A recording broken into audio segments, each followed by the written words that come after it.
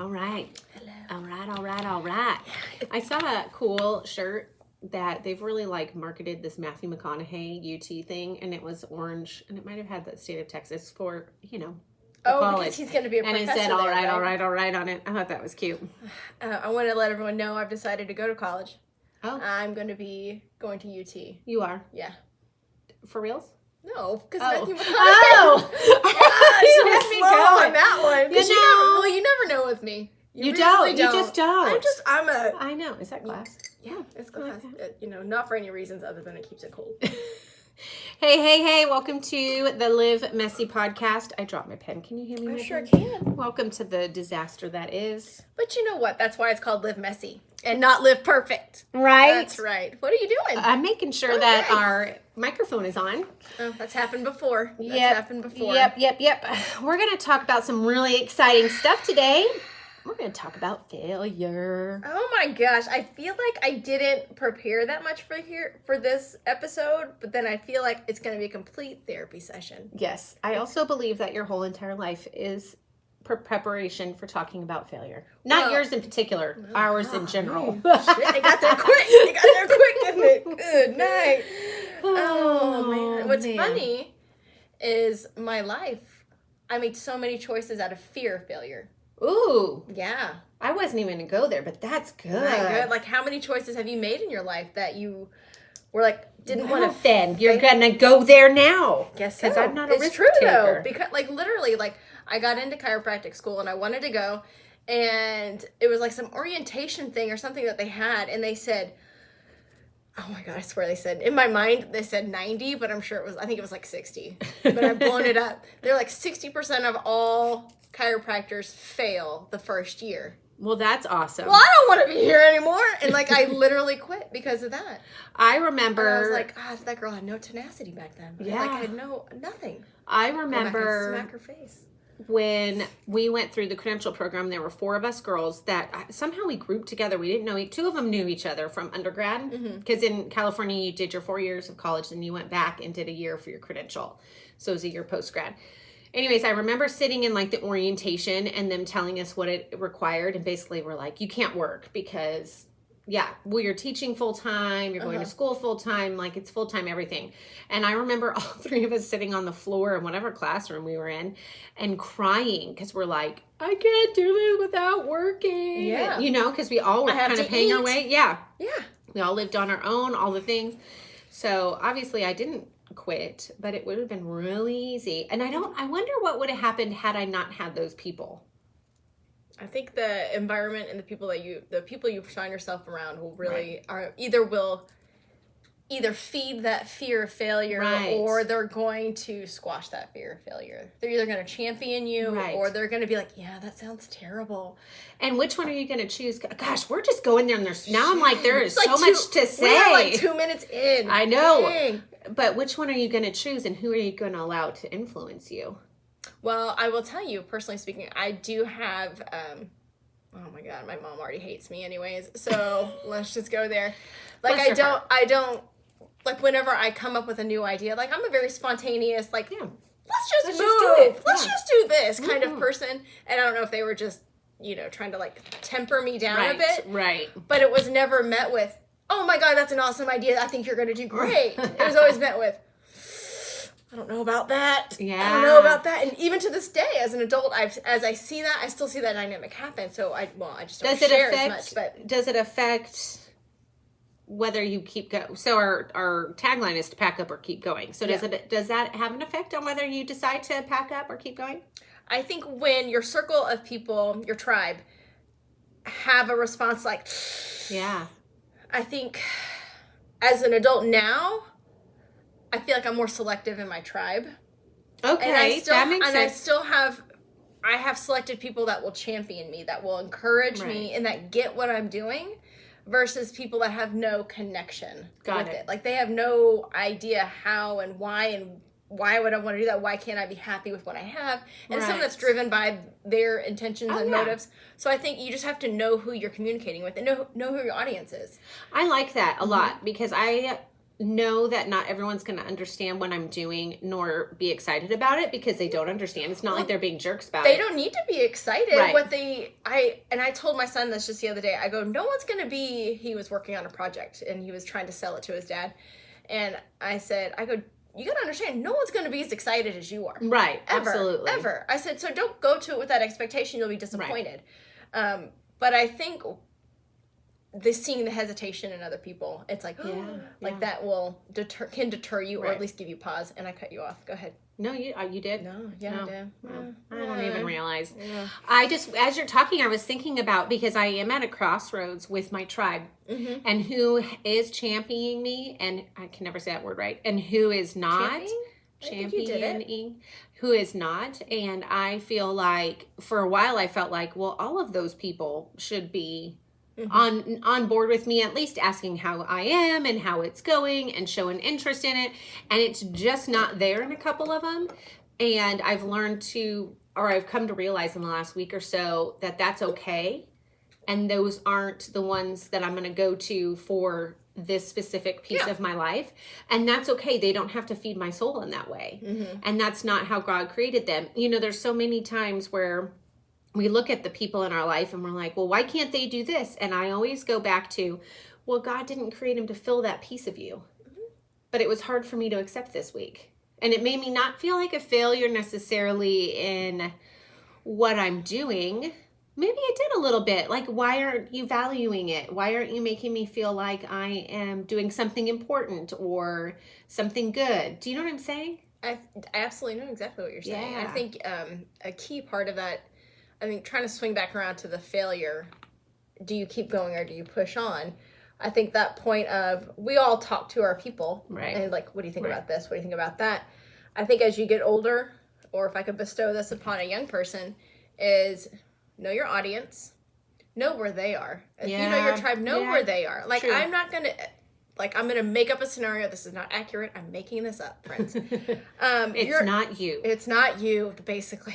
So I'm not going to go to somebody and say, oh my gosh, I want to buy a new house and they've just filed bankruptcy. Or they, you know what I mean? I mean, that's an extreme example, but you know your audience. Because do you think they're going to be like, maybe they would be excited for you, but I feel like it would be probably couldn't. And they couldn't be excited for you, and not because they don't want to be, but because their life circumstance isn't allowing them to. Oh, like whenever I had Allie and she was little and people would get pregnant and they'd have these healthy babies. Yeah, I'm happy for them. I would never want them to have a disabled child, but I'm not. You're not their person. I'm not their person, and I'm not going to be as excited. If anything, I'm going to really smile really hard, and they go home and cry. Right. And that's what I mean by know your audience and know where they're at mentally and emotionally. I agree. And so you need to find, if you're going to keep going, you need to find your tribe that's going to be able to push you forward. And that's going to look different in different phases. Absolutely. This is so speaking my life right now. Is it? I'm sorry. Yes. Well, because it would be my therapy session. No, because it's just been a time. The people that aren't showing up right now are the people that show up, have always shown up in the past. Have always shown up in the past. And so there is this expectation that I put on them to show up, and they haven't been. And every time we get together or talk or I see them, I'm waiting for it. I'm waiting for like, hey, how's it going? And I'm like, oh, it sucks right now. I need your help. Yeah. Like, I'm failing. I need my people. And they don't ask. It's like crickets. But when I look at their lives, they're not in a place right now where they're able to be that friend for me. And so I had to take a moment to communicate that was hurtful. Well, I think it would be hurtful because you brought an expectation to the table that wasn't met. You were disappointed. Right. And you felt unfulfilled in that piece of the relationship. Yeah. But it wasn't necessarily their fault. No, absolutely not. Yeah. You brought the expectation. Yeah. You brought the need to be fulfilled. Yeah. It was all what you brought to the table. Right. But you had a cadence or a past of them always championing you. But I think we just grow out of seasons. Just like friendships. I think it's part of it when it comes to like your tribe. And I think different times friends are closer than others. Yeah, and it's amazing who has stepped up and stepped in to fill that need in me. You know, and that really has been tremendous. So what it did this week was for me to really see when I am struggling, or even when I'm doing well, these are the people that are the ones that are going to walk this path with me, and these are the people that aren't. And it doesn't mean they're any less of my friend. No. Just means they're serving a different purpose in my life at that time. And I think you discount what you're serving for their life too. You have to remember that just because you're not getting necessarily what you need, you might be providing something to somebody else. Yeah, and then I go to like, I'm always providing that. I'm that person. But anyways, I do think that you need to know who your tribe is, especially when it comes to failure, because... I feel like we can talk about the friendship thing. That's another podcast for a while. But yes, when it comes to failure and whether you should just be like, listen to those people that are like, ooh, and then just quit like I did. Be like, oh, okay, well, this is going to be too hard. Obviously, I'm going to fail at this. Right. I'm looking at other people and I'm going to fail for sure. And make your decision based on that. I think it's, if anything, it should be a gut check. Yeah. And be like, okay. Because I do think, and I hope I'm not cutting you off, I do think that sometimes people in your life can see things in you that you can't see. And so... I love those people, by the way. Yes. Those are my favorite people. But how do you know when that person is speaking life into your life? You know what I'm saying? Into that circumstance or that event or whatever it is you're chasing. They're saying, you're feeling the failure a little bit. And then they speak and they kind of confirm it. A lot of us can just... What is it that makes you press into that and listen versus shrug it off like they don't know any better? I think it goes down to knowing that person and their intentions. Yeah. Like, if you were to say something to me that was like, hey, I noticed you're doing this. Is everything okay? Yeah. I would receive that information a lot better than say it was coming from somebody who has a history of not meeting my expectations or not being a champion for me, if that makes sense. Yeah, totally. And I mean, and you're going to have moments where you try and then it's a failure with them. Right, and right. I don't want to keep going back to like the tribe part of it. Yeah. But I mean, I think you have to, we were just talking about this earlier, check your reasons why. Mm-hmm. Like, so if someone's questioning you and it makes you feel, should I give up or should I keep going? Go back to your why. Go back to, okay, what was my intention? I was having a conversation with someone this morning, and he's such a champion for what I do, like teaching like the dance fitness and stuff like that. It is such a soul-giving, joy-giving thing that I do for myself and for others. And like, I don't share that with my husband. Right. I mean, he's like, okay. It's not that he doesn't like it. I mean, it's not his thing. Yeah. And there's another guy who's another instructor, and we were talking today. And I told him, I go, thank you for being such a champion for this. I go, you're always positive and always uplifting. And we were talking about motivation. And I said, because I got like a call to come in for another job offer. Mm-hmm. And so he was like, well, I don't know about that one. So it's a perfect scenario. He was like, I don't know about that. He's like, I didn't have a great experience. I don't know. And I took it as like, well, my reason why is... And I went through the reasons why I would pursue that. And then I went through the reasons why I was pursuing the other thing that was successful. Right. And he was like, okay. He's like, I got it. And he's like, I get it. But I mean, he didn't, for someone who was a champion, who he is becoming a part of my tribe, and for him to instantly be like... It definitely makes you think twice. I didn't think twice about it, though. Oh, you didn't? No, I was like, oh, I'm still doing it. Right. I'm just going to adjust my expectations. Oh, I like that. Yeah. Instead of completely shutting it down, you adjust your expectations. When you do actually walk into that thing they're kind of cautioning you about. Yes. I like that. That's good. That's good. I had something, but I lost it. Sorry. No, that's... So really what we're talking about today is packing up or keep going. And I think it does matter that people I know what I was talking about, that you surround yourself with. You know, Declare is this conference that I work for that's coming up in a week, and it's fresh on my mind. But I remember going my first year and not thinking I needed a community of people that did something similar to me, because I just didn't see the value in it at that time. Not that I didn't think I needed it, but I thought, I have my tribe. I have these people already that are around me. They're going to be my champions. And what I said the word right, by the way. Thank you. There you go. What I realized in going to this conference and meeting other people that do what I do, it wasn't a competition between us. It was a camaraderie and a me too. I get it. I understand what you're doing. I understand when those no's come, that they're not a no that's shutting the door. They're just moving your trajectory, right? And so I can go to my friends all day long, and you could do this too. I had a friend that had a special needs kid, and I remember saying to her, I will be your friend till forever and ever, but I cannot be a mom to mom in the sense of being able to truly relate to you with a special needs kid because I don't have that experience. So if I'm asking my tribe to help push me through failure and all the things that come when you're going after something, they don't really know what I do. Yeah. But this other community does. So I think it is important that you find people, like you said with the dance fitness, your husband, he doesn't get what you do. It's not that he doesn't support you. It's not his wheelhouse. No, that's music and rap music is not his wheelhouse at all. No, it's come not. on. It's not. So but neither is designing a line at a plant. That's not my wheelhouse either. Right. So we do need to find people that are in the same genre as us to help us figure out if it is time to pack up or if it is time to keep going, because they know that path. They know that journey because they're walking it out themselves. I was talking with him this morning and I said, not my husband, but the other friend, and he said, there was another gal that was in there visiting with us, and I said, our job is such a creative job, and even as a writer or as podcasters, anyone like that, it's a creative job, and you have to surround yourself with people with that creative energy because you tap out. Like, I can only make so much choreography. Yes. I can only make so many, I don't know, word swags. I can only make so many like memes that you just start to tap out, and you have to fill your cup with other people that are in the same arena that you're in. Yeah. And I think when it comes to deciding if you should let it go, pack up, or keep moving, I would say that check who you're around. Yeah. Are they doing the same thing that you're doing? Right. And if not, then reach out to other people that are doing the same thing and say, hey, how did you navigate this? I'm stuck here. Because usually when you want to quit, it's because you're stuck. Yeah, you're stuck. You're not motivated. You're not inspired. Yeah. And you feel stuck. Or you're exhausted and it feels too hard. Yeah, that too. I always say when it comes to what I do with the messy mingling that I will know that I know that I know when the answer is no.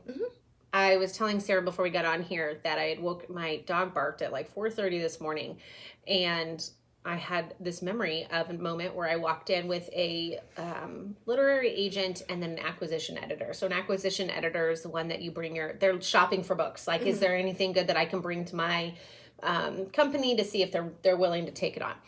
And both of them, it was a no. And then one of them, though, we had a great conversation. That's how the messy mingling came to be, really, the title of it and all the things. And she's like, I really don't ever give my card to somebody, but here's my card. And I thought that was like that's an encouraging. Yeah, an encouraging lifeline. Like, I don't really pass this out, but I see something in you. So a couple months later, after I established a couple of things, I mean, like baby steps, I reached out to her and she reached back and was very kind, but it was a no. It was like, we're not looking for what you're doing right now. I think that was a key point right now. Yeah. I think that's important to think about too. It is. Yeah. But I could have taken that as failure and it's time to pack it up. And I just knew in my gut that it wasn't time. I just knew. And any time that I feel like it's time to wrap it up for me, I typically pray like, Lord, if this is like, you need to take it away from me. You know, because my ego is going to get in the way and I'm probably going to hold on a little too tight to it. It's going to be hard to let it go if you're asking me to lay it down. More times than not, I will get a DM or text or Facebook message or something of someone that says, hey, this really spoke to me. And it was an encouragement that even though I feel like I'm failing, I'm not where I need to be. I haven't done what I should be doing. I heard this morning the best thing, stop shooting yourself. I told you that. No, Allie Love on Peloton told me that. She must have heard it from me because I literally said that to Kristen. I go, you're shooting yourself all over the bed. Yes. And I think I told you that like the same week. It was me. It wasn't the Peloton girl. Well, this morning she said, stop shooting yourself. And that to me. It's another shirt for you. It is another chicken shirt and shooting myself. Stop shooting yourself.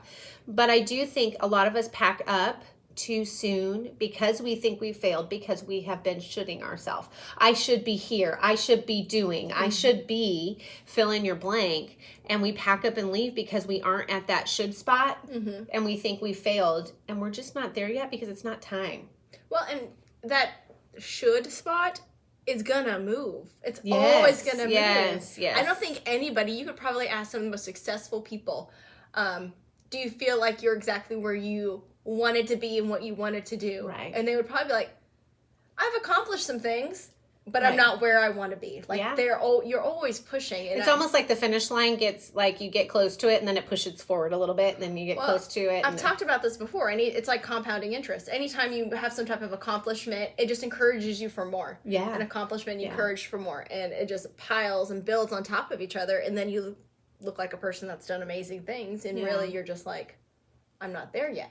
I think this all goes back to one of our very first podcasts where we talked about failing forward. Mm-hmm. And there really is no failure.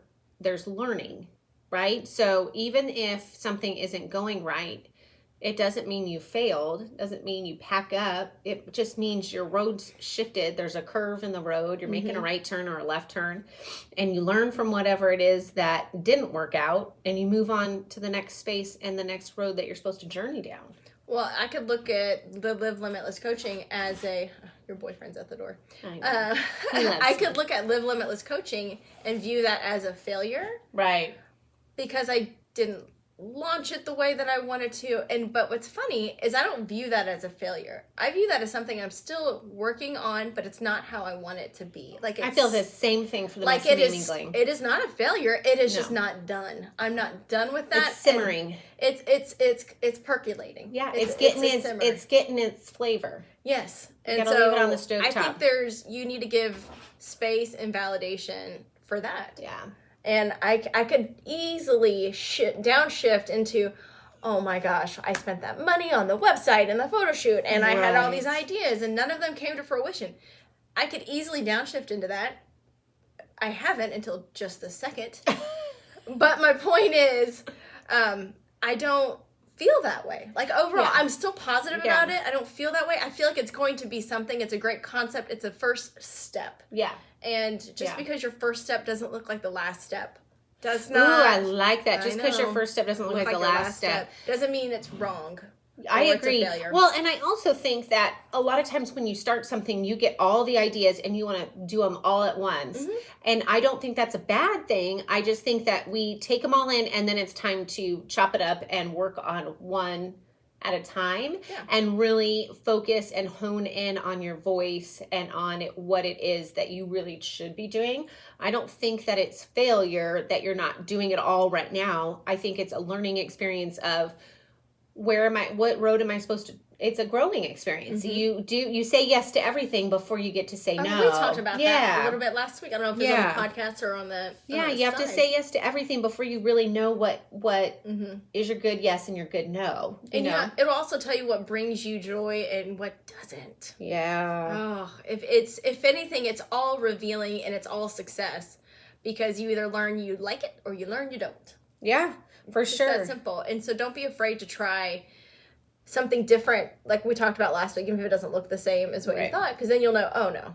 Yeah. Again, it brings back clarity and confidence. That's all it does is build on that. And the failure piece, I think again, we've talked about this before, failure is just, and even, I would say not, because you can stop doing something and it doesn't necessarily mean it's a failure. It means it's a choice.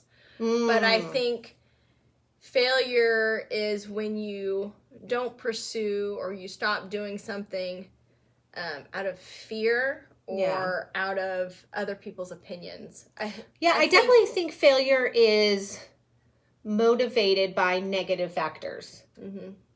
When you say I'm packing up, I don't think that's a bad thing. No, because some things do need to be packed up. I agree. And I think a lot of us, when we get to the pack up stage, we think we failed. Mhm. But really, it's like moving into a new house. You Well- got to pack up the old one, and you take some, right? So think about the analogy of packing your house. When you do pack your house up to move, you purge most of the time, right? And you're like, I'm never going to have a house that has this much crap in it. But then you do. Yeah. But you purge all the junk. And you only take certain things with you to the new house. Sometimes you have to get new furniture because your old furniture doesn't fit. You have to get a new fridge because it doesn't fit. Your old fridge doesn't fit in the space. You get rid of the junk. So really packing up is a purging, a paring down, and a moving to a new space that's going to serve you better and serve you well with the things that you need for that new place. Purging, paring down, and prioritizing. Yes. The 3 Ps. Yes. So I don't really think, we titled this Failure. I don't think this is a podcast about failure at all. It's about learning to know when to pack up and say, there's a new house I got to move into.